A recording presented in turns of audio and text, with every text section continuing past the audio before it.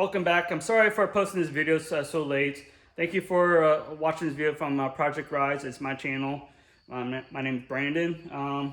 If you like this type of aspect of building cars, please follow and follow up. That I'm sorry for posting this video so late, just because this video is technically from last year, especially my two previous videos I just posted or two. I do have three more videos coming up soon within like a few weeks. So be patient and please follow me. So let's wrap it up to this video. Everybody, I want to do like a test result between materials. Then it's been insulated in a way to help get better reaccuracy of ITAs in your engine bay for your intake temperatures for your engine, so your engine management can understand what's going on properly, so it don't retard timing, add fuel in to cool things down inside the engine bay.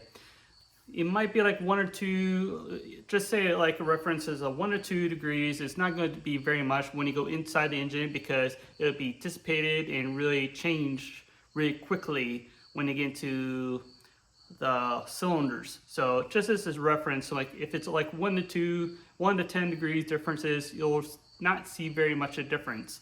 But I had an issue as a reference. I had an issue when I was in Fort Lauderdale for school. My ITs on my 2012 Civic Si with the engine cold air intake was 150 to 160 degrees on the ITAs. That's really bad. I was struggling because I can notice a big difference between going, stopping, and the heat kept building up through the engine by looking at the ITs on the data logging.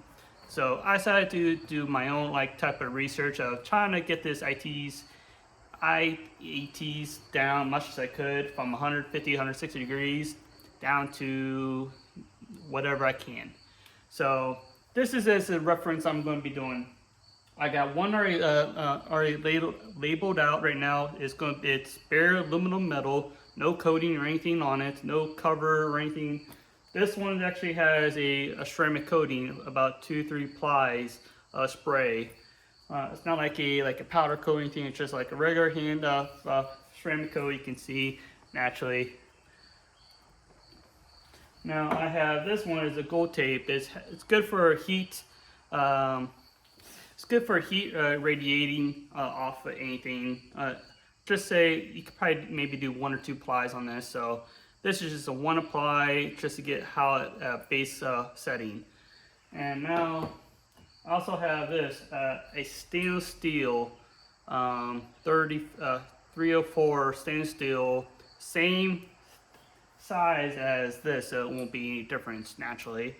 And I just want to see actually a big difference. And I have some test things I can show you what I have listed for this. Okay, now this is a temperature reading for basically you can use for your your food base. So it just lets you know that this is what the type of sensors that there are. So the tip of it is going to be where the most vital part of the temperature of anything. So I have this as a base for right on the exit, just to see what the temperature would be on the outside naturally.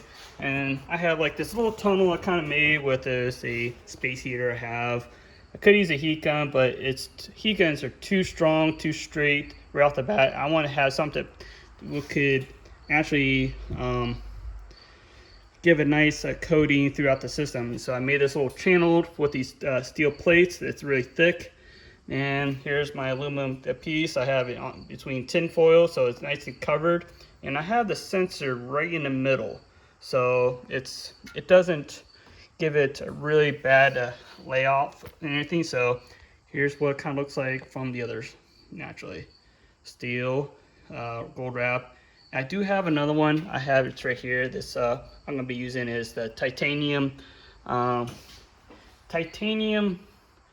lava wrap. So I'm going to use that next to the two and test all these really quick. Basically how I show you, I'm at full blast at 80 high, have it close as I can. I even have projected much as I could just to see what it'd be from the inside. Let's give it a go. And right now it's just staying steady. Right now it's at the P1 is the one is actually inside. Is it actually? Yeah. Let me double check the one's inside. So this one's actually, the P2 is actually on the back side and P1 is on the inside, just to give you a reference. You can see it naturally it's picking up the temperature pretty well. So I'm just gonna let it go for now and see how it does. All right, I just want to show you the progress so far. I had to redo the bare metal aluminum just as a quick reference, so just to see, it's like a test thing, so I just make sure I'm doing it right. So I did a little adjustments. I had to use a little bit more foil on top just in case. I had to add this cardboard just to block anything that goes upward, anything. So anything goes up so it doesn't go back down into where my testing subject is. And I even use this little disc right here, just kind of funneled a little straight towards actually the metal itself. And let's see if I can focus in more. Yeah, I need to put more into the focus in that. And you see there's blue tape there because I want to make sure I have it sealed on the bottom so nothing goes up, the heat goes up into the channel and kind of mess up my testing on it. So this is going to be on the bottom side, so it's nice and sealed, and the top's going to be sealed with the aluminum foil. Still doing much as I could. You can see the gold tape, but covered basically all corners I can, and it's still reading really high. I want to show you what so far I'm on the progress. I have the gold tape deal. The sensor is still in really good position. It's like right outside of when it comes foiling around the corners. So naturally it's getting heat, but it's also cooling down because it's open spacement. So basically what the temperature I'm doing is I'm covering best as I can so the sensor doesn't get tampered from extra heat and everything. So naturally doing the best as I can, and the ITs on the gold tape is still pretty high. It's 126 inside, 117 outside. So yeah, gold tape is not really just by recommended, and especially the ceramic. Ceramic is still decently high. It's like 125, 126 degrees, roughly about the same as bare and the gold tape. So just give you like a good references. Welcome back. Forgot to really post this video literally last year around this time. I did this test basically just to see what the IATs on the intake while it's sitting position, while you're like at the drag strip or there's drag racing, circuit racing, or at the light wait until it turns green. Just give like an aspect with external to the internal temperatures of these things I tested on the space heater and my little rig I made to direct the heat into, again, at this materials. From base, nothing on it, with no coating on it. This has no coating. This has a spray coating of a ceramic coating. This has ceramic coating with a gold tape on it. And this is just a stainless steel 304 stainless steel material, nothing on it at all, just bare. And I did test this, just a 3-ply a coupler, just a reference. It's a 2.5 to 2 like everything else is. And I also did a test with this on it of a titanium lava wrap on it, to just see that as a difference on top of this. So I basically, like, I did everything I could just to make sure I can get the IATs down much as I could in a stainless steel position to get the proper results for the engine to respond quicker. So I use this with this on top of that. I zip tied everything on it. I think, yeah, I zip tied everything on. I took it off. I can't remember why I took it off. I probably did something else for it as a quick demonstration. I use this for the test inside. This was upside down. A test with a lot of a shop paper towels inside here to give, and I filled it all the way to the bottom so there's no heat goes in on top of it. And I put the sensor on top of this little hole right here and jabbed it into a hole and filled it in so it sticks in this much in with the surrounding of the index of the heat what goes against this. So I'm going to tell you what I have gotten results with. And so far, just with the base version, it was very high, in and out. I got a temperature in and out of, for 15 minutes. I did a 15-minute lapse on each setting over and over.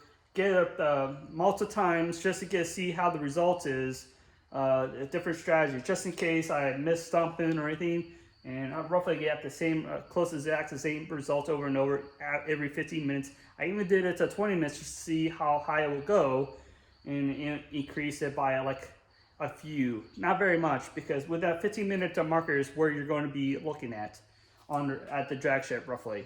And if you're more than 15 minutes, you might as well just put the car, turn off, and open the hood and put a fan against it. Just put a fan against your engine to get the engine cool down as much as you could.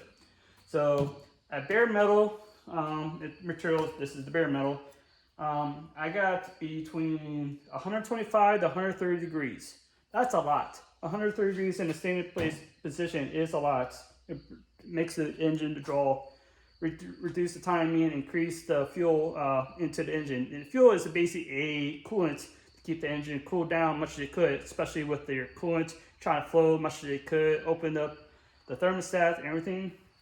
Now, with just the coating itself, I did the ceramic coating, and it was basically the same results of 125 and 130 degrees. Not very much difference between the bare versus the ceramic coating. Now, with just a gold wrap, with a gold wrap with a ceramic coating, I got between 125 to 127 degrees. So it did not very much because it's just one layer of this. If I can probably do maybe 2-3 layers on top of this, I could probably get a different result, maybe like a 5 degrees differences less, but it didn't do very much. Now with the titanium wrap, gold wrap, and ceramic coating, I got a good differences. It was very impressive between the outside temperature of this, the outside when it hits against this, the temperature set, it was reading 125 degrees outward, and the good result is from the inside was 105 is the most I saw into when it's titanium wrap, gold wrap, and ceramic coating. It was 105 degrees. That's a good difference of 20 degrees differences. So just gives a good result that I recommend to do this. Gold wrap, titanium wrap. If you can do multiple wraps on this with gold wrap and everything, do it. Or much as you could to get the IT down much as possible.